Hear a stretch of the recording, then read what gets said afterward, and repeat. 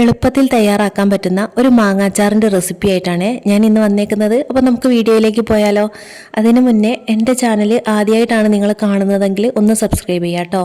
അപ്പോൾ എനിക്ക് കുറച്ച് പച്ചമാങ്ങ കിട്ടിയിട്ടുണ്ട്. ഈ മാങ്ങയുടെ പേരൊന്നും എനിക്കറിയില്ല, പക്ഷേ നല്ല പുളിയാണ് കേട്ടോ. അപ്പം ഞാനിത് ഉപ്പിലിട്ട് വെക്കാമെന്ന് വിചാരിച്ചതായിരുന്നു. പിന്നെ ഞാൻ വിചാരിച്ചു ജസ്റ്റ് നിങ്ങൾക്കൊന്ന് അച്ചാറിട്ടിട്ട് കാണിച്ചു തരാമെന്നുള്ളത്. ഇതുവരെ അച്ചാറിടാത്ത ഒരുപാട് ആളുകളുണ്ട്. അച്ചാറിടുക എന്ന് പറഞ്ഞാൽ അത്ര വലിയ സംഭവമൊന്നുമല്ല. എനിക്ക് കുറച്ചും കൂടി ഒരു ബുദ്ധിമുട്ടായിട്ട് തോന്നിയത് ഈ മാങ്ങ അരിയുന്ന കാര്യത്തിലാണ് കേട്ടോ. അത് കുറച്ച് മെനക്കെട്ട പണിയാണ്. ആദ്യം നമുക്ക് ഈ ഒരു മാങ്ങ നന്നായിട്ട് കഴുകിയെടുക്കാം. അതിൻ്റെ മുകളിലുള്ള ആ ഒരു കറയൊക്കെ നന്നായിട്ട് പോക്കിയെടുക്കണം കേട്ടോ. അപ്പം നല്ല വൃത്തിയിൽ കഴുകിയെടുക്കുക. അതിനുശേഷം ഈ കഴുകിയ മാങ്ങ നന്നായിട്ട് തുടച്ചെടുക്കണം കേട്ടോ. ഒട്ടും വെള്ളം പാടില്ല. അതുകൊണ്ട് ഒരു ഉണങ്ങിയ ക്ലോത്ത് എടുത്തിട്ട് നന്നായിട്ട് മാങ്ങയൊക്കെ തുടച്ചെടുക്കാം. അതിനുശേഷം നമുക്ക് ഈ മാങ്ങ കട്ട് ചെയ്തെടുക്കാം.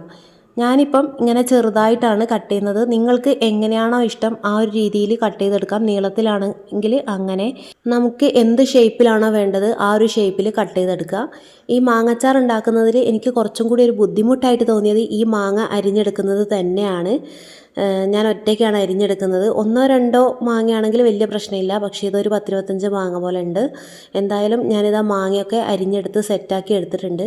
കുറച്ചും കൂടി ചെറുതാക്കി അരിയണം എന്നായിരുന്നു വിചാരിച്ചത്. പക്ഷേ അരിഞ്ഞ് വന്നപ്പം ഈ ഒരു വലിപ്പത്തിലാണ് എനിക്ക് കിട്ടിയത്. ഈ ഒരു മാങ്ങയിലേക്ക് ഞാൻ കുറച്ച് ഉപ്പിട്ടിട്ട് നന്നായിട്ട് കുഴച്ച് വെക്കുന്നുണ്ട്.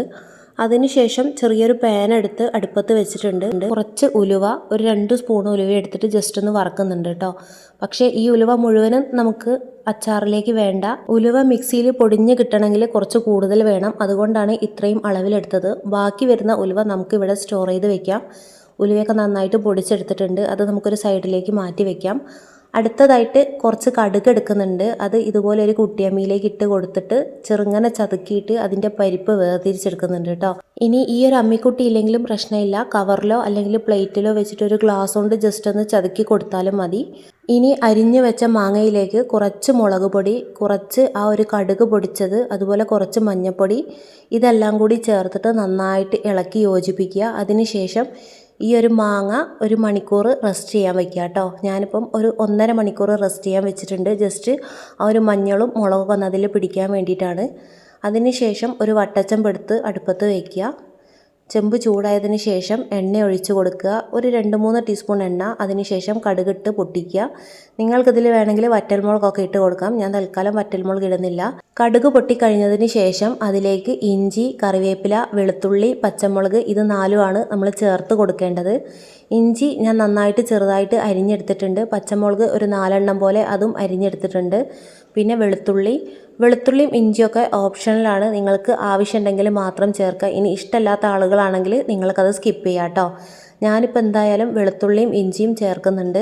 അത് നന്നായിട്ട് വഴറ്റിയെടുക്കുന്ന സമയത്ത് നിങ്ങൾ പ്രത്യേകം ശ്രദ്ധിക്കുക. തീ ഒരിക്കലും കൂട്ടിയിടാൻ പാടില്ല. ചെറിയ തീയിൽ വേണം ഇത് നന്നായിട്ട് വഴറ്റിയെടുക്കാൻ. നന്നായിട്ട് വഴറ്റിയെടുക്കണം കേട്ടോ. അതിൻ്റെ ആ ഒരു പച്ച സ്മെല്ലും ആ ഒരു പച്ച കളറൊക്കെ മാറി വരണം. ഏകദേശം ഒരു 1/4 ഭാഗത്തോളം അതിൻ്റെ ഒരു കളറൊക്കെ മാറിയതിന് ശേഷം നമുക്കിതിലേക്ക് കറിവേപ്പില ആഡ് ചെയ്യാം. കറിവേപ്പില ഫസ്റ്റിലേ ഇട്ട് കൊടുക്കരുത്. കറിവേപ്പിലയും നന്നായിട്ട് വഴറ്റി കൊടുക്കുക. കറിവേപ്പിലയൊക്കെ ആ ഒരു എണ്ണയിൽ കിടന്നിട്ട് നന്നായിട്ട് ഇങ്ങനെ മൊരിഞ്ഞ് വരും കേട്ടോ. അതാണ് അതിൻ്റെ ഒരു പാകം എന്ന് പറയുന്നത്. പാകമായി കഴിഞ്ഞാൽ ഫ്ലെയിം ഓഫ് ചെയ്യുക. പിന്നെ തീ കത്തിക്കരുത്. അതിനുശേഷം 1 സ്പൂണ് മഞ്ഞൾപ്പൊടി ഇട്ട് കൊടുക്കുക. കാശ്മീരി മുളക് പൊടി 4 സ്പൂൺ ഇട്ട് കൊടുക്കുക. പിന്നെ നമ്മൾ വീട്ടിൽ ഉപയോഗിക്കുന്ന മുളക് പൊടി ഉണ്ടല്ലോ, സാദാ മുളക് പൊടി, അതൊരു 3 സ്പൂൺ ഇട്ട് കൊടുക്കുക. അതായത് എരിവിനനുസരിച്ചിട്ടോ. നിങ്ങൾക്ക് കുറച്ചും കൂടി എരിവ് വേണമെങ്കിൽ കൂട്ടിയിട്ട് കൊടുക്കാം. അതിനുശേഷം കുറച്ച് കായപ്പൊടി ഇട്ട് കൊടുക്കുക. ഇതിപ്പോൾ ഞാൻ 20 രൂപേൻ്റെ ഒരു കായപ്പൊടിയാണ് വാങ്ങിയത്. അത് മുഴുവനായിട്ട് ഞാൻ ഇട്ട് കൊടുക്കുന്നുണ്ട്. അതിനുശേഷം നമ്മൾ നേരത്തെ പൊടിച്ച് വെച്ച ഉലുവ അതൊരു സ്പൂൺ ഇട്ട് കൊടുക്കുന്നുണ്ട്. എന്നിട്ട് നന്നായിട്ട് ഇളക്കി യോജിപ്പിക്കുക. ഉലുവ ഇട്ട് കൊടുക്കുന്ന സമയത്ത് നന്നായിട്ട് ശ്രദ്ധിക്കുക. ഉലുവ അധികമായാൽ അച്ചാറിന് കയ്പ്പുരസം വരും. അതുകൊണ്ട് ഉലുവ ഇടുന്ന സമയത്ത് ശ്രദ്ധിക്കുക. നന്നായിട്ട് മിക്സ് ചെയ്ത് കൊടുത്തതിന് ശേഷം ഫ്ലെയിം ഓൺ ചെയ്യുക. ചെറിയ തീയിൽ നന്നായിട്ട് വഴറ്റി കൊടുക്കുക. അതിനുശേഷം അല്പം വിനാഗിരി ഒഴിച്ചു കൊടുക്കുക. നിങ്ങൾക്ക് എത്രയാണോ ആവശ്യം അത്രയും ഒഴിച്ചു കൊടുക്കുക. ഇപ്പം മാങ്ങയിൽ നന്നായിട്ട് ചാറ് വേണമെന്നുണ്ടെങ്കിൽ അത്യാവശ്യം ഒഴിച്ചു കൊടുക്കുക. ഇനി വിനാഗിരി നിങ്ങൾക്ക് കൂടുതൽ ഉപയോഗിക്കാൻ താല്പര്യമില്ലെങ്കിൽ നിങ്ങൾ ഒരു ഗ്ലാസ് തിളച്ച വെള്ളം ഉണ്ടല്ലോ അത് ഇതിലേക്ക് ഒഴിച്ചു കൊടുത്തിട്ട് ഇത് നന്നായിട്ട് ഇളക്കി യോജിപ്പിച്ചിട്ട് ഒന്ന് കുറുക്കിയെടുക്കുക കേട്ടോ. ഇതിലേക്ക് പെട്ടെന്ന് മാങ്ങ ഇടരുത്. അപ്പം ഞാൻ മാങ്ങയിൽ ഉപ്പ് ഇട്ടിട്ടുണ്ട്, പക്ഷേ അതിൽ കുറച്ച് കുറവാണ്. അപ്പോൾ ഈ ഒരു ഇതിലേക്കും കുറച്ചും കൂടി ഉപ്പ് ഞാൻ ഇട്ട് കൊടുക്കുന്നുണ്ട്. അപ്പോൾ നിങ്ങൾ ഉപ്പ് ഇട്ട് കൊടുക്കുന്ന സമയത്ത് നന്നായിട്ട് ശ്രദ്ധിക്കുക, ഉപ്പ് കൂടി പോകരുത്. അപ്പം ഇത് തിളയ്ക്കുന്നത് വരെ നമുക്ക് കാത്തുകിടക്കുക. നന്നായിട്ട് തിളച്ച് വന്നിട്ടുണ്ട്. ഇതുപോലെ നന്നായിട്ട് തിള വന്നതിന് ശേഷം ഗ്യാസ് ഓഫ് ചെയ്യുക. എന്നിട്ട് ഈ മാങ്ങ ഇതിലേക്ക് ഇട്ട് കൊടുക്കുക കേട്ടോ. ഇത്രയേ ഉള്ളൂ പണി. സിമ്പിളാണ് അല്ലേ? എത്ര പെട്ടെന്ന് കഴിഞ്ഞു. ഇനി നിങ്ങളുടെ വീട്ടിൽ മാങ്ങ കിട്ടുന്ന സമയത്ത് നിങ്ങൾ ഈ കാണുന്ന രീതിയിൽ ഒന്ന് ചെയ്തു നോക്കുക കേട്ടോ. ഒരു പ്രാവശ്യമെങ്കിലും നിങ്ങളൊന്ന് ചെയ്തു നോക്കുക. ഇതുവരെ അച്ചാറിടാത്ത ആളുകളാണെങ്കിൽ നിങ്ങളൊന്ന് ട്രൈ ചെയ്ത് നോക്കുക കേട്ടോ. അച്ചാറിടുക എന്ന് പറഞ്ഞാൽ അത്ര വലിയ ഭാരപ്പെട്ട പണിയൊന്നുമല്ല, വളരെ സിമ്പിളാണ്. കണ്ടില്ലേ, വീട്ടിലുള്ള കുറഞ്ഞ സാധനങ്ങൾ മതി. വിനാഗിരി, ഉപ്പ്, മുളക് പൊടി, മഞ്ഞൾപ്പൊടി, കായപ്പൊടി. കായൊക്കെ എന്തായാലും നമ്മളുടെ വീട്ടിലുണ്ടാകും, കാരണം നമ്മൾ സാമ്പാർ വയ്ക്കുന്നതാണല്ലോ. പിന്നെ ഉലുവ, അതുപോലെ കടുക്, എല്ലാം നമ്മുടെ വീട്ടിലുള്ള സാധനങ്ങൾ തന്നെയാണ്. കണ്ടില്ലേ, ഇതാണിപ്പം അച്ചാർ. ഞാനൊരു സ്റ്റീൽ പാത്രത്തിലേക്ക് മാറ്റി വെച്ചിട്ടുണ്ട്. അച്ചാർ നല്ല രീതിയിൽ നമുക്ക് കിട്ടിയിട്ടുണ്ട് കേട്ടോ. നന്നായിട്ട് ഇളക്കി യോജിപ്പിച്ചതിന് ശേഷം നമുക്ക് ഒരു ബോട്ടിലേക്ക് മാറ്റി കൊടുക്കാം. ഇതിപ്പോൾ ഞാൻ ഒരു ഗ്ലാസിൻ്റെ ബോട്ടിൽ എടുത്തിട്ടുണ്ട്. അത് നന്നായിട്ട് കഴുകി വെയിലത്തൊക്കെ വെച്ച് ഉണക്കി എടുത്തിട്ടുണ്ട് കേട്ടോ. അപ്പം ഒട്ടും വെള്ളത്തിൻ്റെ അംശം പാടില്ല. അച്ചാറൊക്കെ നമ്മൾ കൂടുതലായിട്ടും ഇതുപോലെയുള്ള ഗ്ലാസ് ബോട്ടിലുകളിൽ സൂക്ഷിക്കുന്നതാണ് ഏറ്റവും നല്ലത്. കഴിയുന്നതും നിങ്ങൾ അച്ചാർ ഈ പ്ലാസ്റ്റിക് കുപ്പികളിൽ എടുത്ത് വെക്കുന്നത് ഒഴിവാക്കുക. ഇത് നിങ്ങൾക്ക് ഇനി വേണമെങ്കിൽ ഇങ്ങനെ എടുത്ത് ഫ്രിഡ്ജിലേക്ക് വെക്കാം. അതല്ല പുറത്ത് വെക്കണമെങ്കിൽ അങ്ങനെയും വെക്കാം കേട്ടോ. പുറത്ത് വെച്ചാലും അങ്ങനെ കംപ്ലൈൻ്റ് ഒന്നും വരില്ല. ശ്രദ്ധിക്കേണ്ടത് എന്താണെന്ന് വെച്ചാൽ ഈ നനവുള്ള സ്പൂണ് അല്ലെങ്കിൽ കൈയൊന്നിട്ടിട്ട് ഈ ഒരു അച്ചാർ എടുക്കാതിരിക്കുക. അങ്ങനെ വരുന്ന സമയത്താണ് അച്ചാർ പെട്ടെന്ന് കംപ്ലൈൻറ്റ് വരിക. എൻ്റെ അച്ചാറിന് ചെറുതായിട്ടൊരു കളറിൻ്റെ കുറവുണ്ട്. അത് മറ്റൊന്നുമല്ല, നമ്മുടെ കാശ്മീരി മുളക് പൊടി ഉണ്ടല്ലോ, അതെൻ്റെ അടുത്ത് 2 സ്പൂണ് മാത്രമേ ഉണ്ടായിരുന്നുള്ളൂ. അപ്പോൾ കാശ്മീരി മുളക് പൊടി അത്യാവശ്യം നന്നായിട്ട് ഇട്ടെങ്കിൽ മാത്രമേ അച്ചാറിന് കളറ് കിട്ടുള്ളൂ. അപ്പോൾ ഞാൻ എൻ്റെ അടുത്തുള്ള സാധാ മുളക് പൊടിയാണ് ഇതിൽ കൂടുതലായിട്ടും യൂസ് ചെയ്തത്. അതുകൊണ്ടാണ് കളറിനൊരു മാറ്റം. പക്ഷേ ടേസ്റ്റിനൊന്നും വലിയ കുഴപ്പമില്ല കേട്ടോ. ഇത് ഞാൻ അച്ചാറിന് കട്ട് ചെയ്ത മാങ്ങയുടെ ബാക്കി ഭാഗങ്ങളാണ്. കണ്ടില്ലേ, ഇതിൻ്റെ മുകളിലൊക്കെ നന്നായിട്ട് കാമ്പുണ്ട്. അപ്പം ഇത് നമുക്ക് കളയാതെ എടുത്ത് വയ്ക്കാം. ഇത് ഒരു ഉണങ്ങിയ ക്ലോത്ത് എടുത്തിട്ട് നന്നായിട്ട് തുടച്ചിട്ട് ഇതിലെ നനവൊക്കെ ഒപ്പിയെടുത്തതിന് ശേഷം ഒരു ബോക്സിലോ അല്ലെങ്കിൽ ഒരു കവറിലോ ആക്കിയിട്ട് നിങ്ങൾ ഫ്രീസറിലേക്ക് വെച്ച് കൊടുക്കുക.